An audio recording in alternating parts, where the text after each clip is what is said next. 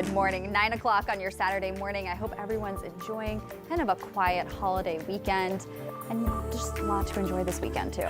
You know, yesterday I just made it a priority to get the garage cleaned out. Yes. And to get all of the holiday decor off of the front porch because it might not be there after tomorrow. Don't want any Santas, any reindeer blowing away. And they might, because we are looking at some pretty gusty winds that's going to come along a potent cold front Sunday night into Monday morning. And not only is that going to bring significant wind gusts in excess of 50 miles per hour, it's going to bring a drastic drop in temperature. So we'll enjoy today while it's 45 in Indy, 45 over in Greencastle, and 42 in Crawfordsville. We are headed back into the low to mid 50s today, depending on where you are in the state. Now, I do think it's going to be a mainly cloudy day. Might see a few more breaks in the clouds for our southernmost counties, but other than that, mostly cloudy but dry start to the weekend. And we need a nice peaceful day because of these big changes on the horizon for Sunday. 55 this afternoon. We're going to start the day near 55 on Sunday as a warm front lifts in, and eventually we're looking at highs in the mid 60s. If we do hit 65, that would tie the standing high temperature record for Indianapolis for December 28th. Then that cold front moves in. Once it does, we're going to see a drastic drop in temperatures from the mid 60s all the way down to the teens by the time we wake up Monday morning. And this is also going to bring heavy rain at times with those gusty winds, as well as that flash freeze where any of that remnant moisture could create some slick conditions into Monday morning. We're going to time out the arrival of this front for you, get you set for those changes on the horizon, as well as talk about your 7-day forecast and more seasonal temperatures settling in for next week. All right, Lindsay, we'll check in with you in a few minutes. Right now, the parents of a 19-year-old Kentucky State University student killed in a shooting are facing charges. Now, this comes after the charges against the alleged shooter were dropped. Our Ella Rhodes joins us in studio with the details on these new charges. Good morning, Jenna. So court records show the prosecutors charged the parents, Dejon Darrell Fox and Chardonnay Cleveland, with intimidation, threat to commit a forcible felony. Their son, Dejon Darrell Fox Jr., was shot and killed December 9th on Kentucky State University's campus. The parents had their initial hearing yesterday in Vanderburgh County in southern Indiana. The charges against the parents were filed the same day the grand jury in Kentucky decided not to indict the alleged shooter, Jacob Bard, from Evansville, who was charged for his alleged involvement in the shooting. On Tuesday, the jury in Franklin County Commonwealth found insufficient evidence for the charges against Bard. Bard's attorney told 13 News that he acted in self-defense. The attorney told the Associated Press the family was moving their younger son out of school because of, quote, multiple armed violent incidents, end quote, days before the shooting. When the Bard family moved out their son with an on-campus police escort, the attorney says a group of 20 to 30 people in masks and hoods assaulted the family. That's when the attorney says Bard shot in self-defense. The parents of the shooting victim, Fox and Cleveland, allegedly made online threats, with one of those threats saying, quote, "You don't know what you took from me, but you will feel the same hurt I feel," end quote.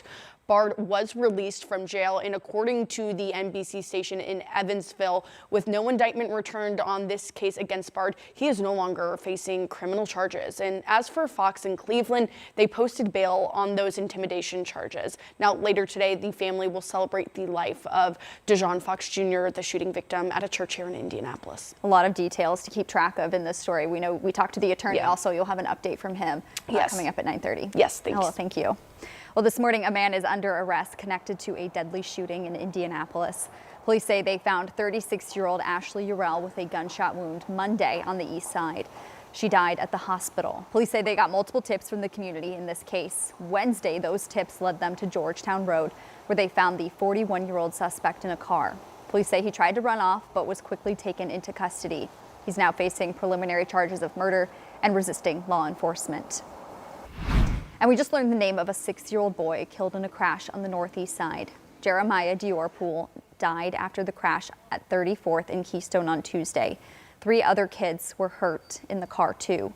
Police believe a truck drove through the intersection after the light turned red and hit a car turning onto 34th Street.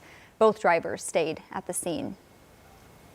Noblesville police just announced the arrest of a 21-year-old driver after a crash on Christmas Day critically injured a passenger in his car.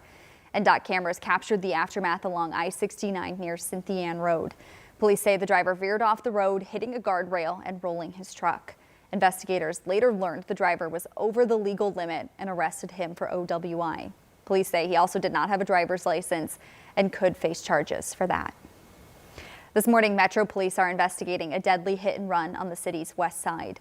Police say this happened just after midnight Friday near Rockville and Girls School roads. That's where they found a woman with injuries. She was taken to the hospital but died shortly after. Now, according to data from Safe Streets Indy, 36 pedestrians have been killed in Indy this year. Neighbors in the area tell us they're not shocked this happened at this intersection. It's very sad and tragic to hear, but it doesn't surprise me, especially here. Like I said, people speed, there's potholes. It's not a great spot to be, and it's definitely not a great spot to walk. Metro Police say the driver fled the scene, and investigators later found the vehicle, but not the suspect. DPW tells us more pedestrian safety improvements are coming to this area next year. Indiana BMV leaders are urging people to drive sober as we head into the New Year's holiday, although it is a good reminder at all points of the year. According to the National Highway Traffic Safety Administration, December drunk driving deaths are among the highest in the past 15 years. Latest numbers from 2023 show more than 1,000 lives were lost in drunk driving crashes. We are in the midst of one of the busiest travel weekends of the year as people continue celebrating those holidays and heading into the new year. We caught up with folks making their way through Indianapolis International Airport this week. From what we saw, it was mostly smooth sailing, although Lindsay does say there are a couple delays today. Travelers tell us they're using technology to keep track of flights. We talked to one family heading to Chile, and they tell us the name of the game is patience. We tend to use the apps. I mean, we checked on how's the parking looking, what was the security lines like, and everything was looking really good. So we use that to help plan our timing when we get to the airport. No, just maybe happy holidays, happy new year, and safe travels. TSA leaders urge travelers to stay up to date with your flight information, arrive early, and be aware of rules and regulations. The days leading up to Christmas can bring chaos when getting everything you need under the tree. So you could either be relaxing this weekend or you could be spending those gift cards and scoring deals at the mall. We spent some time at the Fashion Mall yesterday where people packed the place. But some shoppers tell us the crowds could have been a lot worse. Take a listen. We live like an hour and a half away in Winchester, so we don't really have a mall. So we came to Castleton and now we're here. So what's it like out here? It's not terrible. It's not bad. Like, it's been fine. I mean, it's busy, but not crazy. So why is it so busy the day after I Christmas? think there's some good sales. And I think people got stuff, they want to return it. They got gift cards, like you said. So just extra money maybe to spend. Did you get what you wanted? Yes, I did. Okay, so why are you here today? To make some returns and then a little bit extra. Something didn't fit, something wasn't quite right. Yeah, I just had to return a pair of jeans from Abercrombie because they were too short, so I had to get the longs. The National Retail Federation estimates 17% of holiday purchases will be sent back this year.